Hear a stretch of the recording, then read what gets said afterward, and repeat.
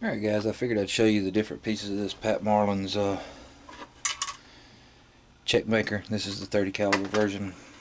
You have your die. I've already put it on a breech lock bush and tighten it down where I need it to be. You have your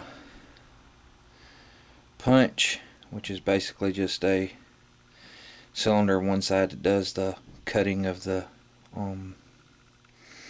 aluminum, makes a little disc. Another side is a former.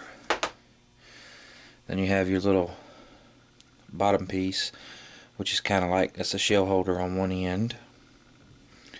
And then you have your recess in the bottom. You have the eject tool. This just slides inside there. So when you form the cup, it will eject it back out on your press. And you have the little eject arm.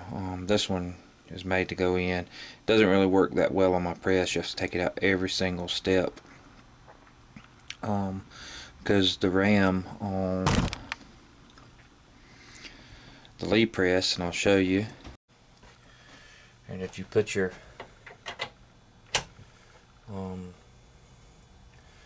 bottom piece in the bottom, that's the eject part, you put your ejector rod in there, and then you have to put this little ejector arm in the groove that your primer arm would work on, and then when you go down it actually kicks the case up. The problem is you have a little bar inside this, most of these that shell holder actually pivots in and out of for the primer arm. So the problem is once you get up to a certain amount, it kicks it out. So what I found is a little tip. I had one of these primer arms. They look like this, and the primer arm and spring actually came loose and come out.